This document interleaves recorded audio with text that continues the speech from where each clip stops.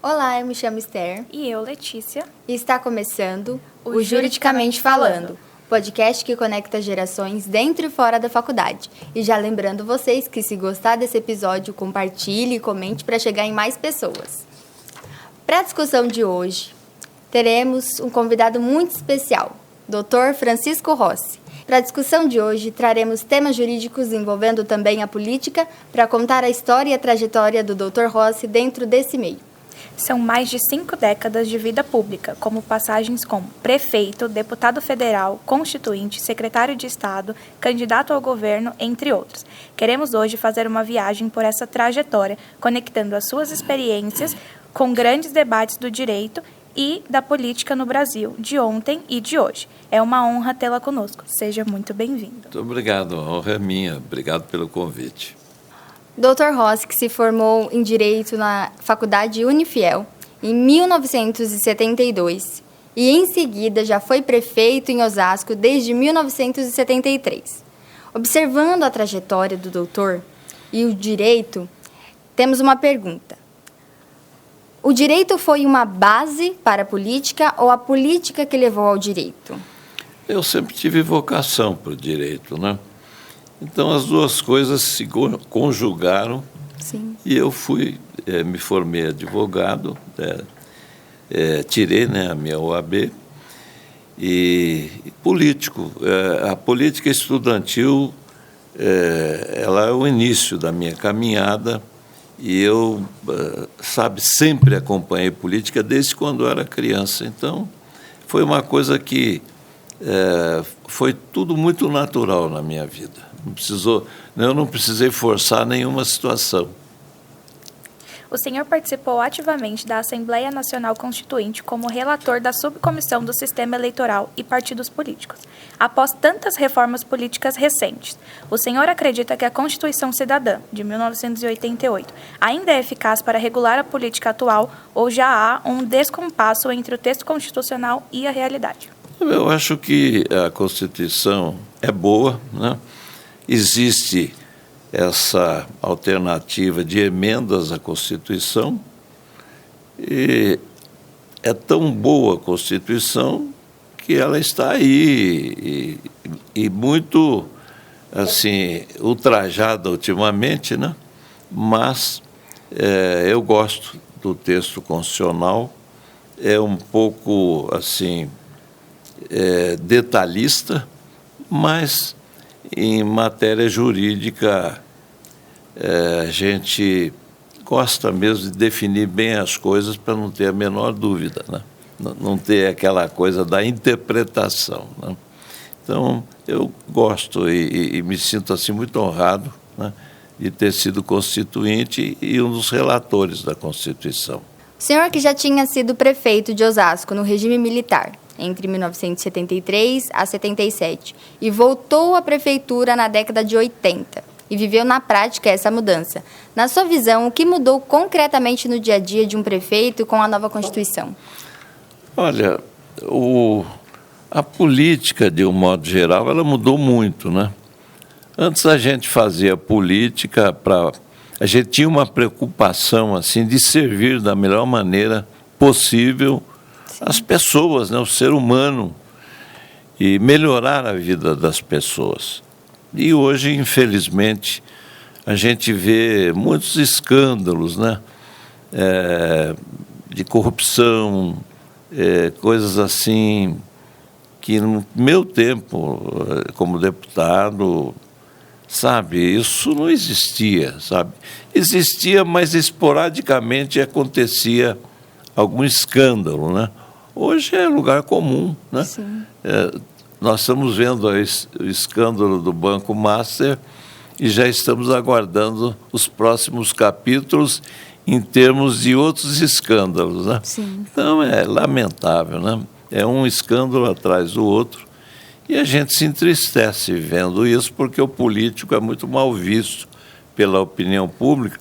Eu até diria que a maioria dos políticos, deputados federais, a maioria é muito honesta, muito correta, muitas pessoas ali querendo fazer o melhor. Mas aí tem um grupo pequeno, né, que eu não sei hoje quanto importa esse número, mas eles fazem alguma coisa errada e todos os inocentes pagam pelos pecadores, sabe? Então isso é muito triste e decepcionante, e isso também me levou a parar com a política, sabe? Hoje eu sinto, vejo que há muitas maneiras de você ajudar as pessoas fora a política, mas a política continua sendo um grande instrumento para a gente melhorar a vida das pessoas, para servir as pessoas e não se servir do poder como muitos fazem hoje, né? Sim. Vivemos em uma era de forte controle e responsabilização de gestores. O senhor assumiu a Prefeitura de Osasco pela primeira vez com apenas 32 anos. Naquela época, qual era o peso da caneta? Existia o medo de errar e ser responsabilizado? Olha, eu fiz vários cursos, né? Eu trabalhava na iniciativa privada e fiz vários cursos de administração, cursos relacionados com aquilo que eu fazia na área de administração de empresa privada, né? E eu entendia que eu poderia ser político e aplicar esses princípios na política, né? Então, eu me deparei com uma situação inesperada, né? Eu dou um exemplo. Eu consegui uma verba do governo federal que viria, sim, a fundo perdido, sabe? Era uma verba, assim, relacionada a um projeto chamado Cura. Eu não me lembro exatamente o que significava o Cura, mas era... a gente acessava esse recurso e daria aplicação desse recurso de maneira acelerada, né, de recuperação acelerada. Então, quando eu apresentei o projeto, eu achei que ia ser aprovado em unanimidade e o projeto foi derrubado, porque eu não tinha maioria na Câmara Municipal, né? Era, assim, o equivalente a 5, 6 orçamentos anuais da Prefeitura, sabe? Então, era para fazer coisas assim maravilhosas, né? Maravilhosas. E eu não consegui. Tentei mais uma vez aprovar 2 vezes. Eu tentei, porque o dinheiro estava disponível e o governo, né? Eu era do partido do governo federal, a Arena, e eles me cobravam, escuta, nós precisamos, né, o presidente, eu tinha um bom relacionamento com o presidente, nós temos esse recurso aí, você precisa aprovar essa lei a legislação, essa autorização tem que ser votada na Câmara Municipal. E não deu para trazer o dinheiro porque não aprovaram, né? Depois eu consegui compor uma maioria trazendo, né, um vereador do partido contrário, era Arena e MDB, né? Aí eu trouxe, fiz um convite, fiz um acordo com vários vereadores do MDB e trouxe para uma secretaria o vereador João de Deus Pereira Filho, isso já lá atrás, há muitos anos, né? E ele veio, foi um grande vereador, e aí a coisa amainou. Mas quando a gente tinha algum assunto, um tema, eu tentei criar a Guarda Municipal, não teve jeito, nem mesmo a presença do vereador, nós conseguimos a maioria para aprovar. Eu só fui aprovar no meu segundo mandato, a Guarda Municipal, e todo mundo vê o que significa a Guarda Municipal hoje em Osasco, né? Então, a diferença, ela existe, né?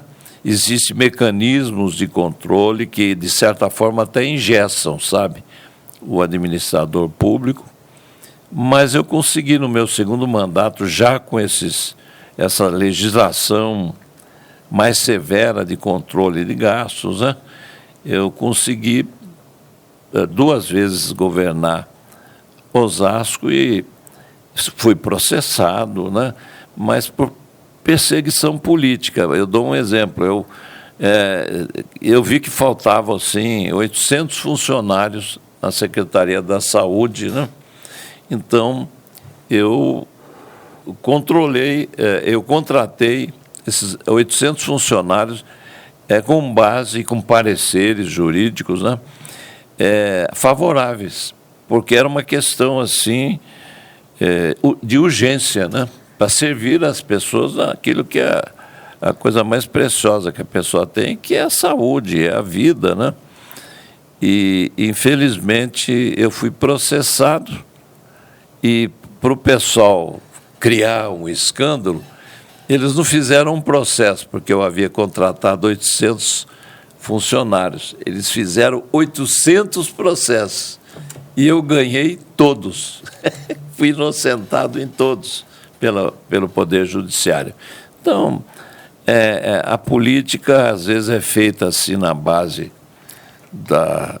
de polarização, de radicalismos, e quem perde é o povo, né? Uma das grandes frustrações que eu tive foi o meu primeiro mandato sem ter composto uma autorização que me desse chance de aprovar coisas assim que eu acabei não conseguindo aprovar simplesmente por bater o pezinho, tá, sou contra, não vou votar, e não votaram, né, a favor. Mas no segundo mandato, graças a Deus, eu compus uma maioria na Câmara Municipal, né, fazendo aqueles acordos que eu acho válidos, você compartilhar o poder, né? Então, os vereadores de todos os partidos, né, menos o PT, eles não quiseram fazer esse acordo comigo, então foram oposição, uma oposição educada, né? E eu consegui aprovar muita coisa, e aquilo que a gente fez quase me levou ao governo do Estado, né? Então, essas mudanças ocorrem e, às vezes, você tem que se amoldar a essas mudanças para poder conseguir fazer, porque se você radicalizar também, fica pior a emenda que o soneto, né? E como o senhor vê o cenário atual, onde artigos especializados falam em risco de paralisia administrativa por medo de punição pelos órgãos de controle? Exatamente isso.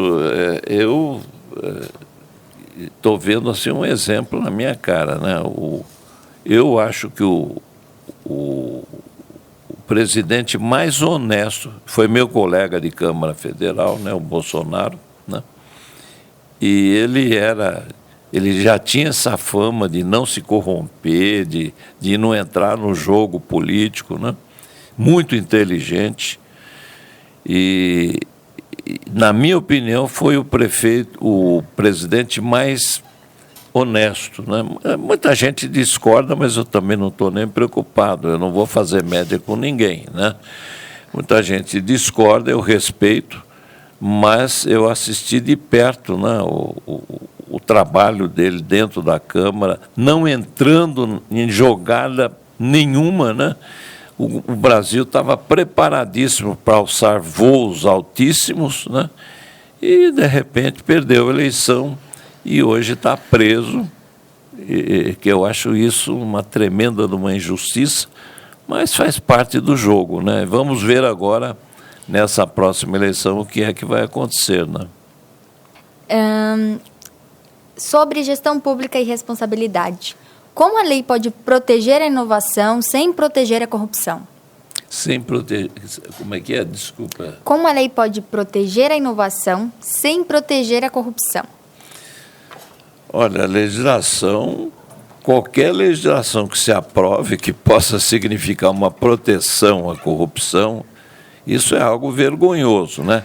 Então, eles não têm essa preocupação de aprovar uma lei que vire um escândalo, né? Sim. Então, às vezes, a corrupção era praticada de maneira sutil, invocando, às vezes, até a própria Constituição, né? E isso é muito triste. Eu fico muito triste como constituinte, vendo muitas coisas acontecendo, né, dentro do Supremo Tribunal Federal, justamente com aqueles que têm o dever, né, de serem todos ali os guardiões, né, da Constituição Federal. Então, eu fico triste com isso, porque a gente não foi fácil, né, ser constituinte. A gente trabalhava ali dia e noite, né? Eu estive entre os mais assíduos, né? Fui nota 10 do DIAP, porque eu fui representando os trabalhadores aqui de Osasco. Votei todas as matérias a favor dos trabalhadores, né? Dos aposentados. Fui nota 10 do DIAP. Acho que 40 e poucos deputados, né, constituintes receberam essa nota. Eu falo isso não para me promover, porque não sou candidato a mais nada, mas eu tenho muito orgulho dessa nota que eu recebi, porque foi muito difícil a gente enfrentar aqueles lobbies que chegavam ali oferecendo tudo, e próprias pessoas do governo ofereciam muitas vantagens. Eu nunca entrei nesse jogo, né? E votei muita coisa contra o governo e deixei, eu acho que um bom legado na Constituição. O senhor participou da Subcomissão de Saúde, Seguridade e Meio Ambiente na Constituinte. O senhor acompanhou o crescimento industrial de Osasco e até mesmo da Grande São Paulo. Como conciliar, na prática de um prefeito, a geração de empregos e o desenvolvimento econômico com a necessidade premente de proteger o meio ambiente? Olha, eu sempre tive uma preocupação com o meio ambiente, e tem milhares e milhares de pessoas em Osasco que se lembram muito bem que eu fazia nas escolas. Eu ia pessoalmente fazer campanhas em defesa do meio ambiente. E mais do que isso, eu distribuía mudas, né, de plantas, de árvores. E até hoje eu me encontro com muitas pessoas que falam: olha, aquele pinheirinho, aquela planta que você deu na escola está lá em casa, né, virou uma árvore enorme e tal. Então, se a gente prestar atenção, Osasco é uma cidade arborizada, sabe, com muita árvore, né? Você entra aqui em Osasco pela Avenida dos Autonomistas, assim, muita árvore enorme, né? Sim. Então, eu acho que quando se trata de fazer a coisa certa, é a coisa mais fácil você conciliar todos os segmentos que compõem uma administração pública para fazer tudo da melhor maneira possível e sem corrupção e sem o jeitinho brasileiro que tem fama. Essa fama existe, né? E isso é ruim, né? O jeitinho brasileiro, não gosto disso, mas quando a pessoa está bem intencionada... Veja, eu tenho mais de 50 anos de vida pública, eu nunca me vi envolvido em escândalo de obra superfaturada. Tentaram fazer isso, mas não conseguiram, quebraram a cara e perderam na justiça.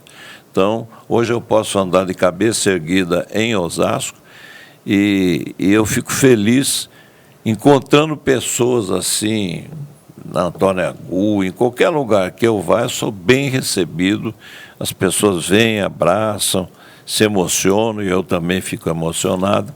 Então, isso é o maior prêmio para quem governa com honestidade. Na gestão ambiental, entre a falta de legislação clara, a falta de verba e o conflito com o desenvolvimento econômico, essa conta fecha? Olha, você tem que fazer um sacrifício para fechar a conta, né? Mas eu tive, todos os 8 anos que eu fui prefeito, as minhas contas fecharam e fecharam bem. Passaram pelo Tribunal de Contas da União e pelo Tribunal de Contas do Estado.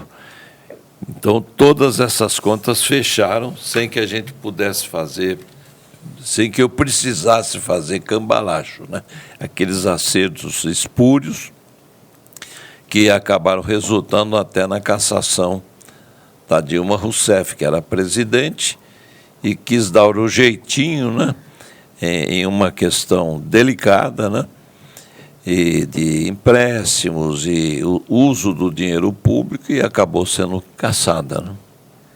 Dentro da comunicação, o senhor, como radialista e político, e proprietário da Rádio Nova Difusora desde 1982, que na época era o grande meio de comunicação, hoje, com essa fragmentação das redes sociais no meio da justiça eleitoral, o senhor acredita que a comunicação política ficou mais democrática ou mais caótica?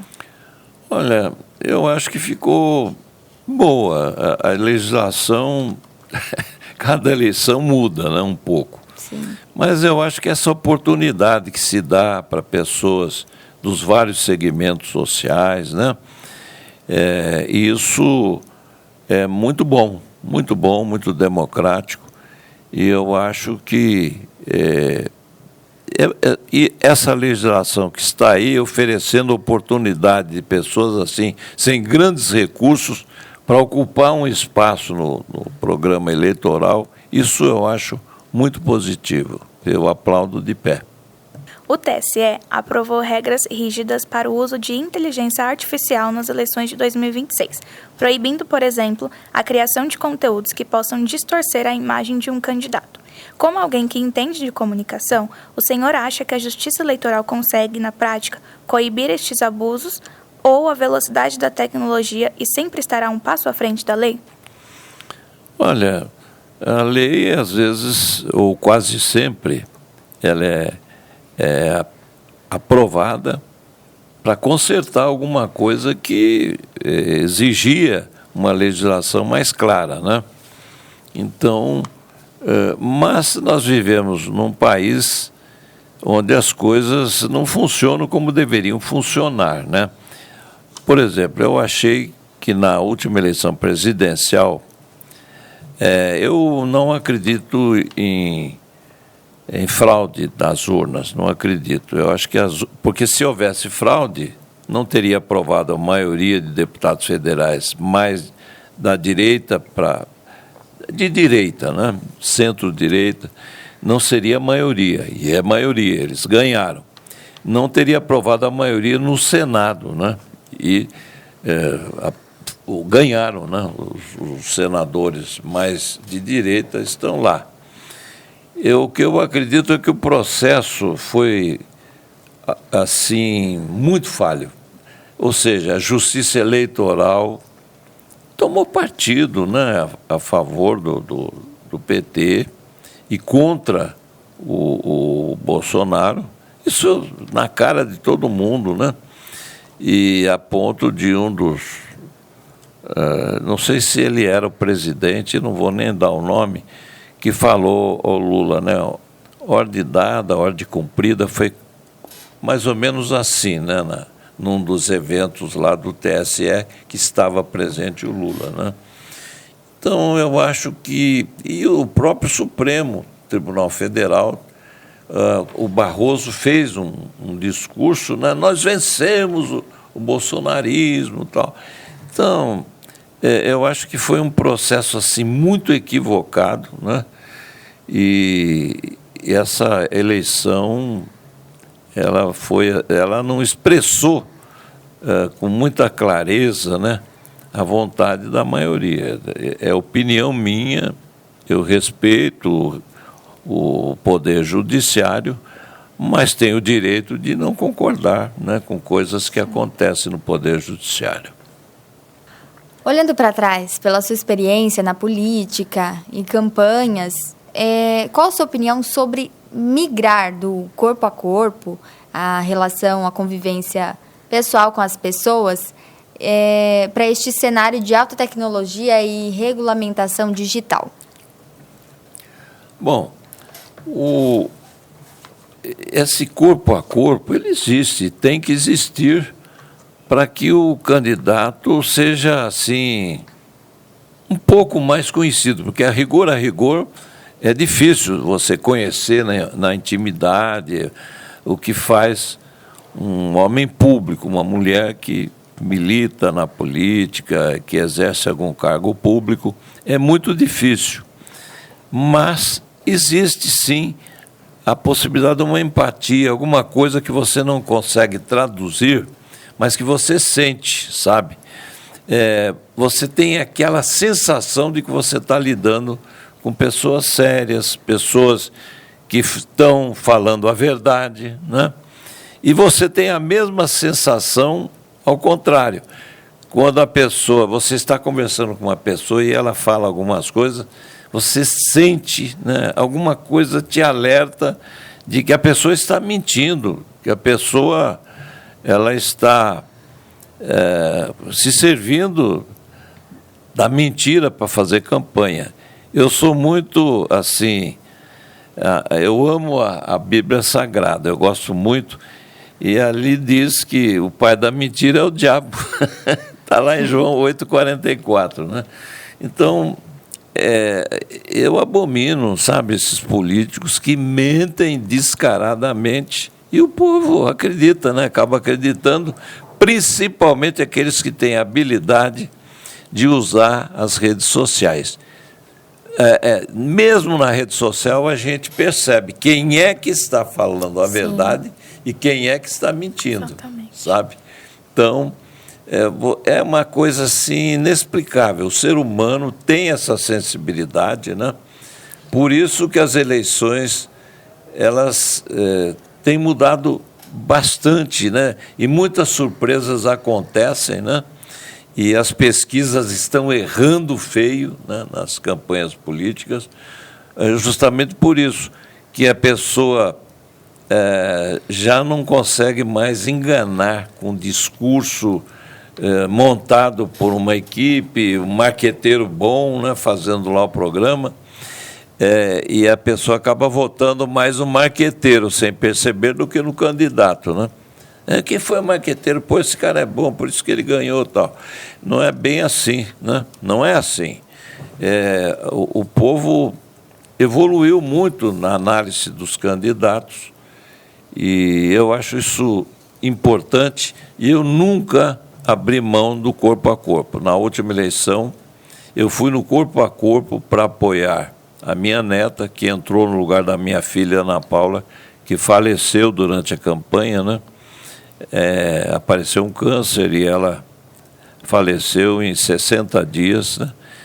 E eu nem sabia que a minha neta era afiliada a partido político e ela foi atrás, né? Ela é muito inteligente, tem muita iniciativa, foi atrás da legislação, ver, e a lei dava direito dela ser candidata no lugar da mãe, né? Se a minha filha tivesse falecido 4 ou 5 dias depois, não teria essa chance.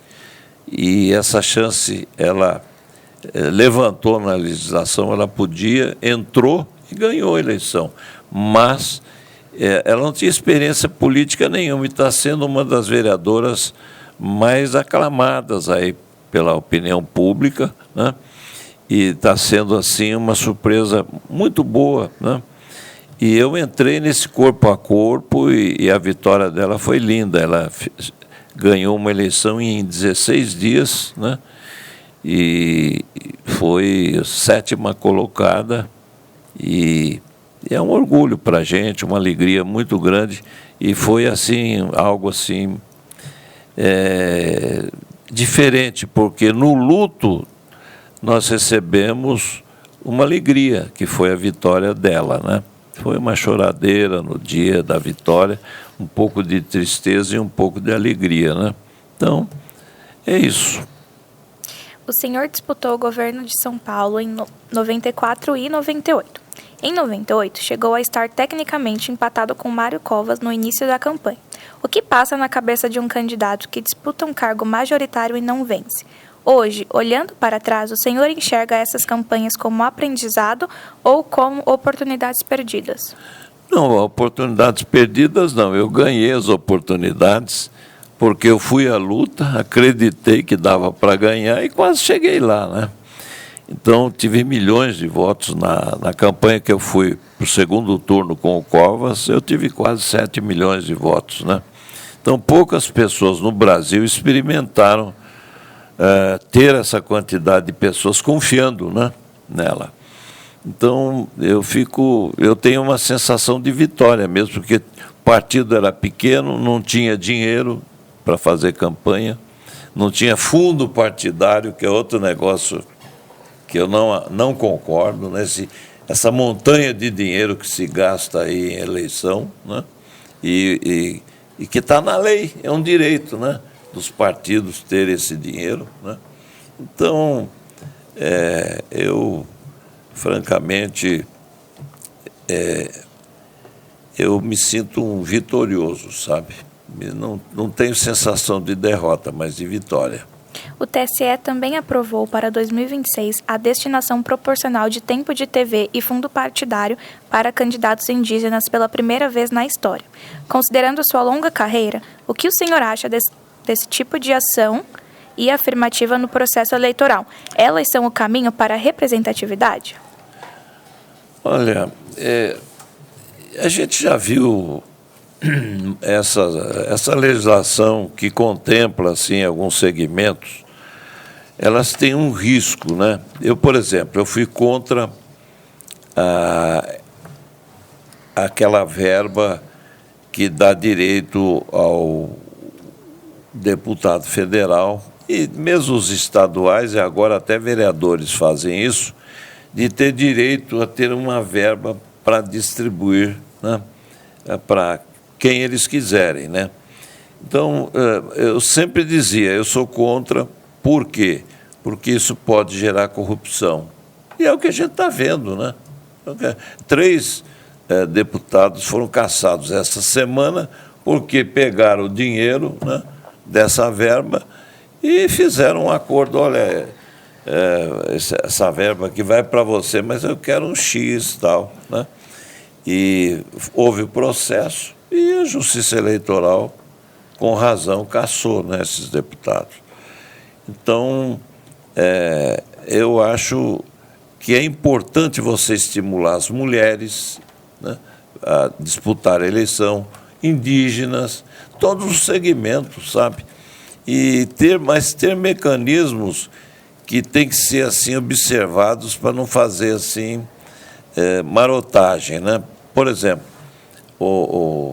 verbas que em várias eleições últimas a gente viu isso, que mulheres pegavam o dinheiro e entregavam para outros candidatos, faziam esse jogo, né? E aí, quando ia ver a votação da mulher, ela tinha meia dúzia de votos, né, 30 votos. É óbvio que não fez campanha. Entrou para fazer número e os espertinhos, né, que administram. Tem gente séria, mas tem muito sujeito que, sabe, que apronta na eleição. Eles dão um jeitinho de manipular esses recursos e sempre sobra um dinheiro para enfiar no bolso, né? Então, eu acho que o grande mal da política hoje é a corrupção mesmo, sabe? E o pessoal perdeu o medo, eles metem a mão e a classe política está cada vez mais desacreditada. Infelizmente, repito, porque tem gente muito boa que está pagando o pato pelos pecadores, né? O inocente pagando pelos pecadores. Vendo como o senhor falou anteriormente, como a Stephanie lidou bem e levou o nome da família Rossi novamente dentro da política, sendo jovem, acho que com 23 anos? Ela fez 24 anos. 24. Ela fez 22 anos no dia da posse dela. Sim. Como o senhor se sente vendo que, em meio de um momento de dor, ela trouxe essa alegria para vocês e, sendo jovem, tomou essa posição tão importante e hoje tem essa influência tão grande aqui em Osasco? Eu achei maravilhoso isso, porque a gente, por exemplo, eu te conheci, você era menininha, né, novinha, sei lá eu quantos anos você tinha, acho que 3, 4 anos, né? E foi num comício, né? Sim. Que a sua mãe levou você para apresentar, né? E eu estou assim, muito contente vendo 2 jovens aqui, com desenvoltura, né? Entrevistando a gente, e eu fico muito feliz, né?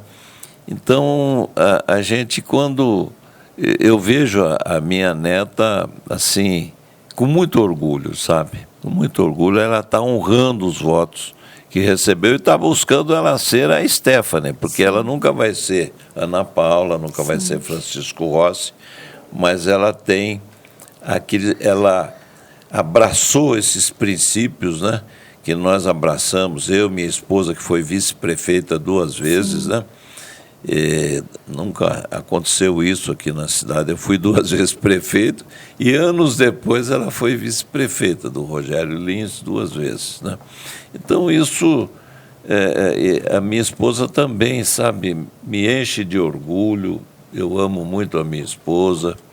Ela é uma mulher assim maravilhosa, né? Eu agradeço a Deus todos os dias a mulher que Ele preparou para mim, porque me aguentar não é fácil, né? E a gente já vai completar aí 58 anos de casados, né? Então daqui a pouco 60 anos, né? Espero estar vivo, né, para comemorar isso com a minha esposa.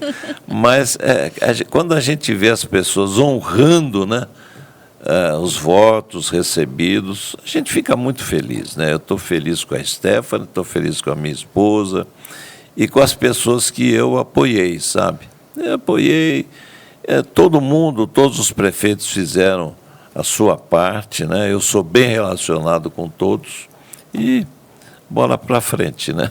O senhor gravou discos religiosos e é cristão evangélico, tendo relatado que a fé o ajudou a superar desafios pessoais como a síndrome do pânico durante o mandato. Hoje, vemos a religião ocupando um espaço central na política. Como o senhor avalia essa relação? A fé deve ser um pilar para o caráter do político e uma ferramenta de palanque? Instrumento para palanque eu não aprovo isso. Eu, graças a Deus, né, nunca usei púlpito de igreja para fazer campanha, sempre fui contra isso, né? E continuo sendo, né? Continuo sendo. E eu acho abominável pessoas que ficam usando religiosidade para ganhar voto e fazendo feio, né? Um desses pastores aí que chorava pelo Bolsonaro, hoje chora pelo Lula, né? Então, uma mudança radical, né? Então, por que será, né? Então, essas coisas são um péssimo testemunho para as pessoas, sabe? Que olham, às vezes, o evangélico assim, com outros olhares, né? Meio atravessado, né? Evangélico e tal. Mas eu acho importante todos os segmentos, né? Cristãos, católicos, evangélicos, pessoas que professam a fé cristã, elas, por incrível que pareça, né? Isso pesa a favor da atuação dessas pessoas na prática política, né? Então, eu acho que é válido, sabe? Você vê pessoas ocupando espaços e com caráter, né? Pessoas assim que de reputação ilibada, pessoas sérias, né? Então eu sou contra o uso de religião para fazer política, totalmente contra. E graças a Deus eu nunca subi num púlpito para pedir voto, jamais. Às vezes até a pessoa, não, fala alguma coisa. Eu ia, olha, boa noite, foi muito obrigado por terem me recebido aqui, mas nunca tive esse atrevimento de pedir voto dentro de uma igreja, fosse ela qual fosse. Como um conselho de alguém tão experiente, tanto na carreira política e também como pessoa, qual conselho que o senhor deixaria para a juventude dos dias de hoje? É aquilo que eu acabei de falar, né? Eu acho que os jovens teriam que entrar mais na política. Eu estou muito contente com aquilo que está acontecendo com a juventude, sabe? Eu ainda sou convidado para ir a alguns lugares, né? Para fazer. Eu sou preletor de uma associação internacional chamada ADONEP, né? Então eu viajei já por muitos países, né? Fazendo palestras em jantares, né? e eu fiz um balanço há pouco tempo, eu fiz mais de 700 palestras, no mundo todo, né? Então eu vou a muitos lugares e eu vejo um segmento jovem se interessando por política, sabe? Um dado importantíssimo: os jovens estão bebendo menos, bem menos, né? Estão assim se conscientizando do perigo que representa as drogas, né? Então eu vejo essa juventude, sabe, cansados talvez de políticos que aprontam, se interessando por política, né? Então eu acho, a mensagem que eu deixo é que, se você gosta de política, se você sonha um dia entrar na política, corra atrás dos seus sonhos, porque quando eu fui candidato a prefeito em Osasco a primeira vez, eu não tinha recurso financeiro nenhum. Eu era um funcionário de banco, né? Eu era gerente de um banco aqui em Osasco, e eu pedi licença para ser candidato, porque gerente de banco estava inelegível pela legislação, desde que fosse candidato no local onde ele seria gerente. E a hipocrisia do mundo é um caso sério, né? Aí o banco não me deu licença, né? E foi o Banco Nacional, né? E não me deu licença porque eu estava como gerente, eu tinha feito assim um curso, né, que eles investiram num grupo de jovens na época. E aí eu pedi transferência para Pinheiros para poder ser candidato. Não, nós queremos você como gerente e tal. E não me deram nem a transferência e nem a licença. Eu pedi demissão, simples assim. Então eu disputei a eleição desempregado. E tanto que na época, o promotor, que depois se tornou um grande amigo, ele me impugnou, dizendo que eu não tinha posto a minha profissão. Aí eu tive que entrar com um pedido, né, de reconsideração, né, e que me autorizasse que a minha profissão era estudante. Então, e aí ele deferiu o registro da minha campanha e eu ganhei a eleição num sistema que havia, né, de soma de votos das duas legendas. Eu fui o mais votado da Arena e ganhei a eleição, embora eu tivesse 10 mil votos a menos que o candidato do MDB, que era o Guaçu Piteri, que foi um grande prefeito aqui em Osasco, né? Então, Osasco deu sorte com os prefeitos, porque o pessoal, os primeiros prefeitos, quem está vivo luta com dificuldade até hoje. Dr. Francisco Rossi, foi um privilégio aprender com suas histórias e suas reflexões.